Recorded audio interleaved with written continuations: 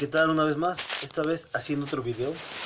Hay otra propuesta que sería muy interesante, sería lo que es el Centro de Rescate Nacional. ¿Qué es o qué sería? Sería un lugar donde se encontraría el equipo y personal especializado para casos de sismos, evacuación por erupción volcánica, lógicamente, inundación y cualquier otro tipo de desastre natural que pudiese surgir.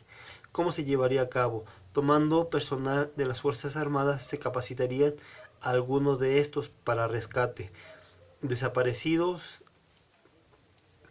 sustituye a alguno de estos para rescates desaparecidos o personas desaparecidas, sustituyendo lógicamente al plan de N3 para que personal capacitado pueda atender a las emergencias que se llegasen a presentar, además de que designarían un área de gran tamaño, lógicamente, para las instalaciones de dicho centro, el cual tendría un aeropuerto para vehículos aéreos de rescate en sus respectivos hangares, área de vehículos terrestres y un área de capacitación y entrenamiento. Detalles: deberá de tener lo necesario para contingencias que superen los 2 millones de personas afectadas, siendo el centro de la seguridad nacional en cuanto a desastres naturales se refiere, enfocándose en el aeropuerto, que sería la principal forma de transporte. Ahora bien, este centro de rescate vendría estando a la par de lo que sería la cruz de madera que vimos en el anterior propuesta. ¿Cuál es el objetivo? Desgraciadamente, mira, el plan de N3 es bueno, pero surge un problema. Los militares, cuando actúan, a veces no hay capacitación. Esa es una. Y otra, muchas veces es un poquito tedioso. Cuando pensamos en que el gobierno trabaje, tal vez esté feo que lo diga, pero no solamente hay que pensar lógicamente en el pueblo, también en los trabajadores intermedios. Por ejemplo, el jefe de las Fuerzas Armadas, el secretario de la Defensa, pudiera dar la orden: saben que vayan y hagan esto y hagan aquello. Pero también hay que pensar en los mismos militares. ¿Por qué lo digo? Porque en muchos de los desastres naturales suele darse el caso en el que se hace plan de N3 y hay algunos de los militares que llegan a estar 3, 4, 5 días, tal vez hasta una semana o más, atendiendo un desastre, y a veces es un poquito cansado y hasta frustrante para ellos. El ejército es una institución que debe ser respetada. Lógicamente de ahí nos apoyamos para muchas cosas. El mismo gobierno se apoya para defensa del interior, para el narcotráfico, etcétera. Pero hay que especificar lugares, formas y métodos. No es cosa de decir: ah, pues ocupamos a militares como policías en la calle. Mentira, no se puede. En este caso sería capacitar a policías para ponerlos en cuestiones de vigilancia, pero no militares. El ejército de los Estados Unidos mexicanos debe ser para defensa extranjera, no para defensa interna. Y en el caso del rescate debe de formarse. Yo tomé en cuenta al ejército mexicano por el simple hecho de que son gente capacitada, pero lógicamente sería en un principio tomar personas militares, pero lógicamente después se podría tener otro tipo de personas. ¿Para qué? Para que la Sedena o Secretaría de la Defensa Nacional se enfoque única y exclusivamente a cuestión de guerra. Y en el caso del centro de rescate se enfoque única y exclusivamente para rescate a nivel nacional en cuestiones de desastres naturales. Ahora bien, estábamos mencionando en el capítulo pasado sobre la cruz de madera, la cual sustituiría a la Cruz Roja.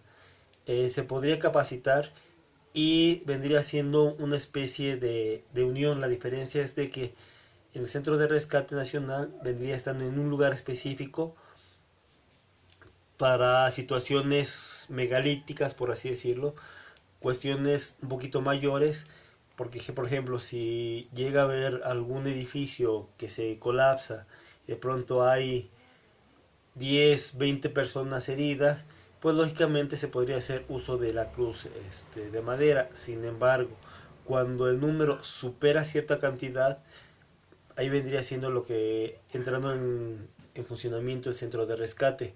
Entonces, el centro de rescate tendría personal lógicamente capacitado para rescatar en escombros, en inundaciones y lógicamente para cualquier tipo de contingencia ambiental como erupciones. Ahora bien, tomando en cuenta, hay que tomar siempre en cuenta no solamente las intenciones, sino también la organización. ¿Cómo sería orgánicamente interno este centro de rescate? Estamos hablando de un área específica con personal que se empezaría a capacitar y lógicamente yo propondría en este aspecto que se hicieran tres grupos, tres turnos de de semana por dos. ¿Qué significaría o qué significa semana por dos? Eh, Estarías una semana enclaustrado, lógicamente no habría vacaciones porque esto vendría siendo una especie de trato que se llegaría a los mismos trabajadores rescatistas.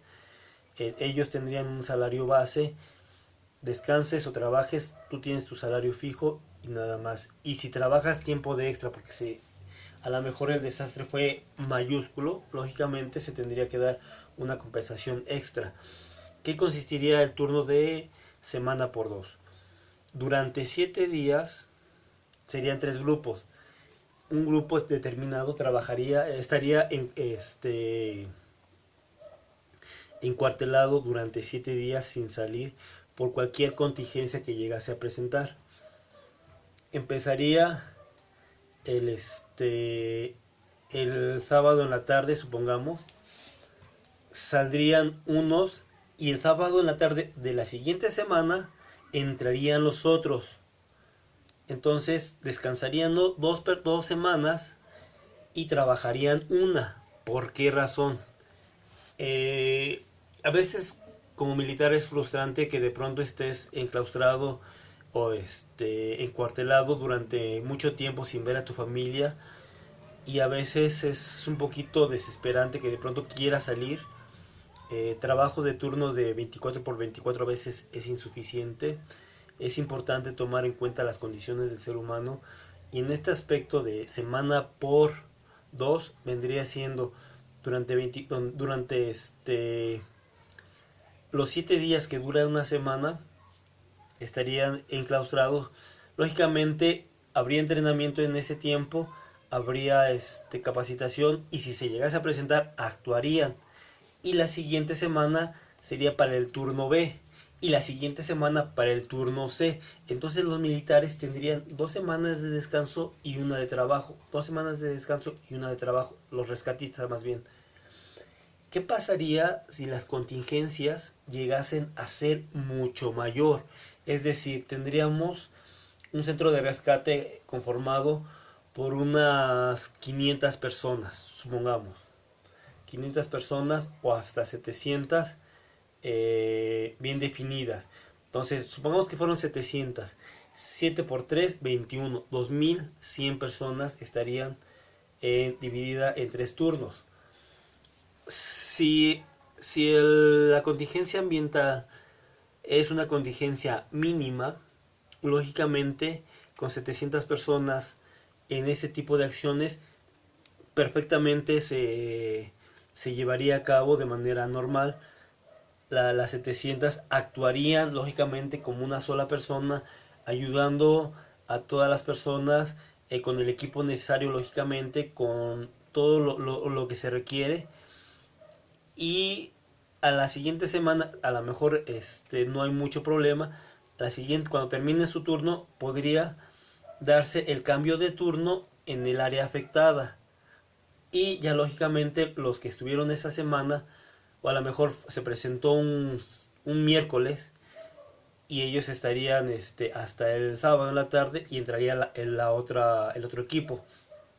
Ahora bien, ¿qué pasaría si el desastre ubicase a más de 1 millón de personas? ahí ya vendría siendo ocupándose los 3 turnos. Lógicamente, dentro de los turnos y dentro de la de rescate, siempre, y eso es por lógica y por humanidad, se tendría sus horas de descanso, porque no solamente porque vas a trabajar 7 días a la semana y descansar 14, hay que ser negreros y que estén los 7 días despiertos. Esa es una mentira del diablo. Dentro del turno se tiene que haber ciertas horas de descanso, pero lógicamente si se requiere un mayor número de soldados o un mayor número de rescatistas, por consiguiente, estos tendrían que tener un descanso dentro de las horas de trabajo para que no se les haga pesado.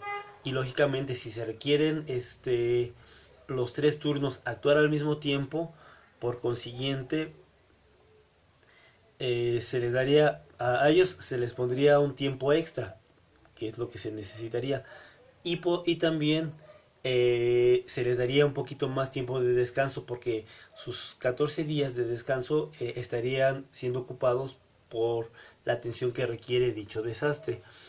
Entonces, este centro de rescate lógicamente contaría con un aeropuerto que vendría llevando a las personas a las áreas afectadas, y sería un sistema muy complejo para que darle las ayudas a las personas, desalojarlas de un lugar a otro, trasladarlas, y lógicamente con esto podríamos agilizar el problema. Si se llegase a ser muchísimo más grande, pues ya tendríamos que hacer uso de las Fuerzas Armadas como un apoyo extra, mientras este grupo de rescate vendría teniendo una capacidad de atención de hasta 2 o 3 millones, dependiendo. Eso ya se vería en el camino. Hasta ahorita esta sería una propuesta más, sería la número 17, y hay otras más. Por su atención, muchísimas gracias. Nos vemos para el siguiente capítulo, que todavía sería el área de las propuestas. Hasta la próxima.